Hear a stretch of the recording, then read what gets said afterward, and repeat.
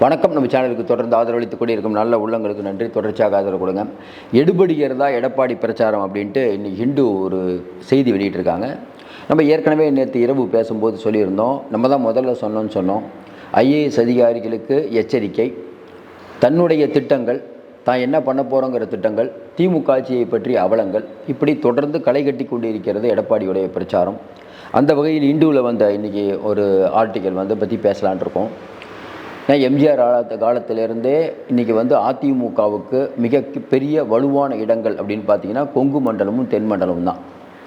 குறிப்பாக பார்த்தீங்கன்னா ஒரு அதிமுக அப்படிங்கிற கட்சி ஒரு நடிகரை முன்னிறுத்தி ஒன் மேன் ஷோ, அது பெரிய கொள்கைகளோ, ஏன்னா அதிமுகவுடைய கொள்கை திமுக எதிர்ப்பு மட்டும்தான்.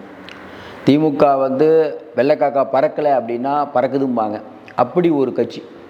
திமுக எது பண்ணாலும் அதுக்கு அகெயின்ஸ்டாக பண்ணுறது உங்களுக்கு தெரியும். அதே மாதிரி தீய சக்தி அப்படின்னு சொன்னது. திமுகவை முற்றிலும் வேறொருப்பேன் அப்படின்னு ஜெயலலிதா சபதம்லாம் எடுத்தாங்க.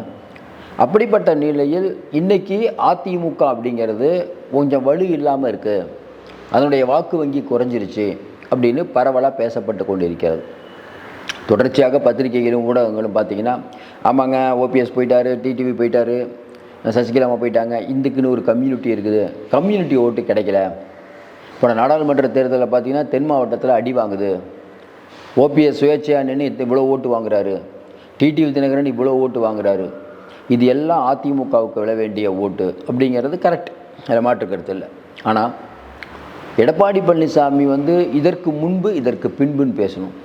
எடப்பாடி பழனிசாமி பிஜேபியோட கூட்டணி போகிறதுக்கு முன்பு பின்பு, கூட்டணி போட்ட உடனே அவர் பிரச்சாரத்துக்கு கிளம்பும் போது எல்லோரும் என்னங்க அது எடப்பாடி பிரச்சாரத்துக்கு கிளம்புறாரு, அதிமுக கூட்டணி வலு இல்லாமல் இருக்குது, பாட்டாளி மக்கள் கட்சி உடஞ்சி போயிருக்கு, இந்த பக்கம் பார்த்தீங்கன்னா அமித்ஷா கூட்டணி ஆச்சுங்கிறாரு, இப்படி தொடர்ந்து தொல்லைகள் இருக்கக்கூடிய நேரத்தில் இவர் கிளம்புறாரு, இதெல்லாம் என்ன எடுபடும் அப்படின்னு சொல்லும்போது நம்ம சொன்னோம், இல்லைங்க திமுக ஓரணியில் தமிழகம், உங்களுடன் ஸ்டாலின், இந்த பக்கம் விஜயே களத்துக்கு வராரு, சீமான் ஒரு பக்கம் மர ஏறி அவர் பாட்டுக்கு பிரச்சாரத்தை ஆரம்பிச்சிட்டாரு, 10 பேர் இருக்கக்கூடிய பிஜேபி கூட பூத் கமிட்டியை நிர்வகிக்கிறதுக்கு ஆளை பார்க்குறோம், பூத் கமிட்டியை கண்காணிக்கிறோம் அப்படிங்கிற பேரில் அவங்க ஏதோ பண்ணுறாங்க.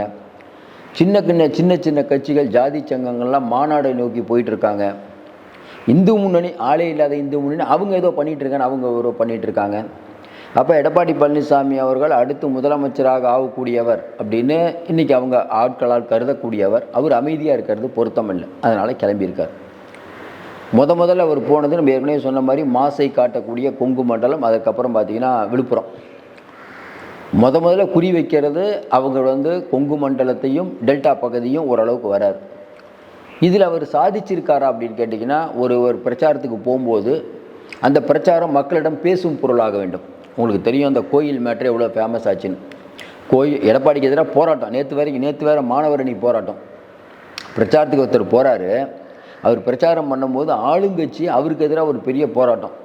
அப்போ அவருடைய பேச்சு பேசும் பொருளாகிவிட்டது. இன்னொன்று, எடப்பாடி பழனிசாமி அவர்களுக்கு கூடுறதுக்கூடிய கூட்டம்.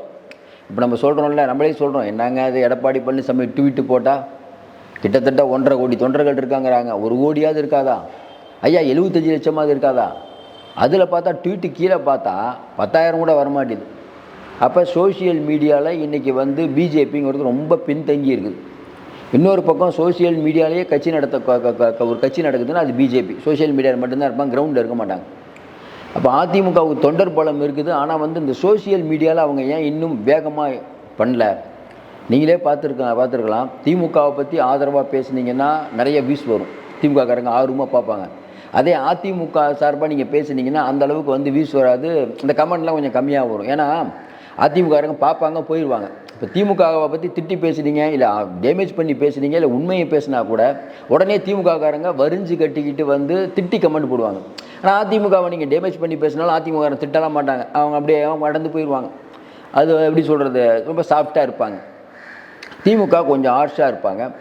அதுலேயும் பார்த்தீங்கன்னா உண்மையான திமுகவுக்கு இப்போ நிலவரம் புரியும். திமுக ஆட்சியில் என்ன நடந்துகிட்ருக்குது, இப்போ திருபுவனம் விஷயத்துக்கு சிஎம் போயிருக்கணும், அதிகாரிகள் ஆட்சி நடத்துகிறாங்க, நிர்வாகிகளுக்கு சுத்தமாக பயமே இல்லை, நிர்வாகிகள் சம்பாதிக்கவே இல்லை, மேலே இருக்கவங்க மட்டும் சம்பாதிக்கிறாங்க, அப்படிங்கிற அப்புறம் வந்து இன்னும் குறிப்பாக பார்த்தீங்கன்னா இந்த ஓரணியில் தமிழகத்தில் நடக்குது என்ன, 1 கோடி பேர் சேர்த்துட்டோங்கிறாங்களே, அந்த 1 கோடி பேர் எப்படி சேர்த்தாங்கிறது நிர்வாகிகளுக்கு தெரியும். இதெல்லாம் தலைமை கேட்க மாட்டுறாங்களே அப்படின்னு அவங்க கொந்தளிச்சு போயிருக்காங்க. நிர்வாகிகளை போய் கேட்டு பாருங்கள், திமுக நிர்வாகிகள் அவங்கெல்லாம் கமெண்ட் போட மாட்டாங்க, அவங்களுக்கு தெரியும் திமுகவில் என்ன நடக்குதுன்னு.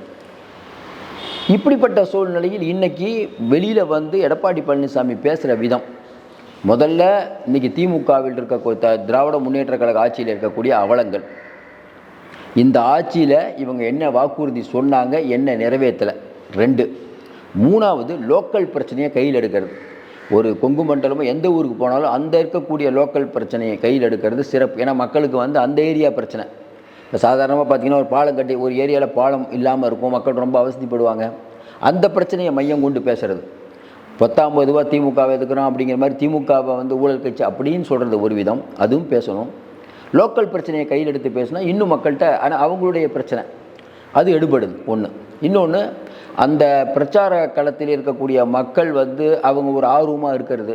ஏன்னா ஒரு இந்நேரம் மக்களெல்லாம் நிறைய பேரை கூட்டிகிட்டு வந்து முழுக்க அது வந்து மக்களை வந்து திரட்டி காசு கொடுத்து கூட்டு வச்சுருந்தீங்கன்னா, இந்நேரம் திமுக ஆதரவு ஊடகங்கள் அவங்ககிட்டலாம் பேட்டி எடுத்து எந்த ஊரில் வந்திருக்கீங்கம்மா, எவ்வளோமா காசு கொடுத்து கூப்பிட்டு வந்தாங்க அப்படின்ட்டு இன்றைக்கி வந்து பிசுத்தது கூட்டமே இல்லை அப்படின்லாம் போடுவாங்க. அதுக்கு தான் திமுக அந்த ஐடிவி ஒரு கட்சி அப்படி தான் பண்ணுறாங்க.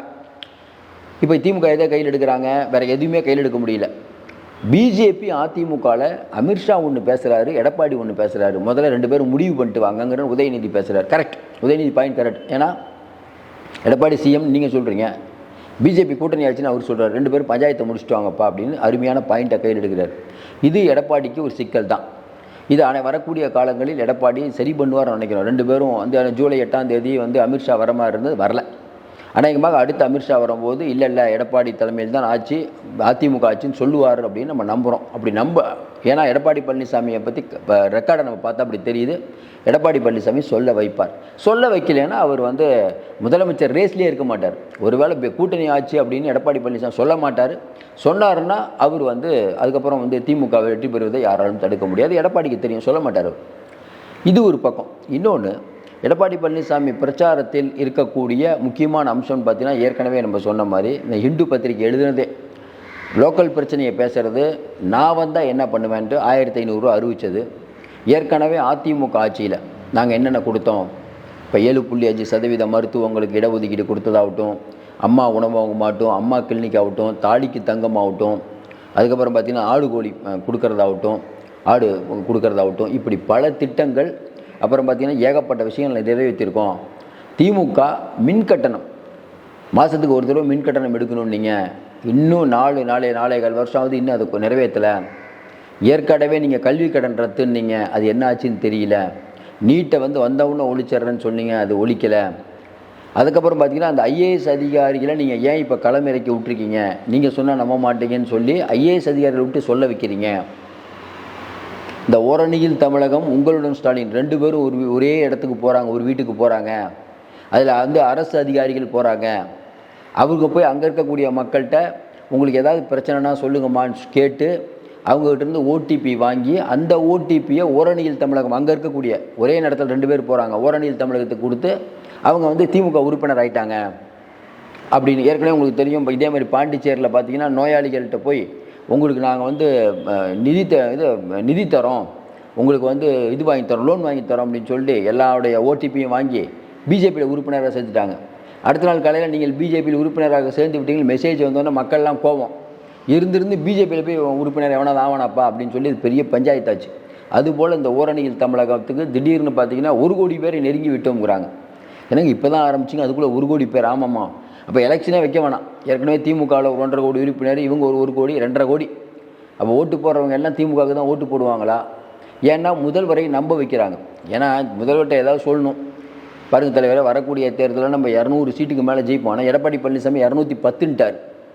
இவங்க 200, அவர் 210 அப்படின்ட்டார். 210ன்னா இப்போ அடுத்து என்ன சொல்கிறது? அப்போ சிஎம்கிட்ட போய் பாருங்கள் 1 கோடி பேர் சேர்த்துட்டோம்.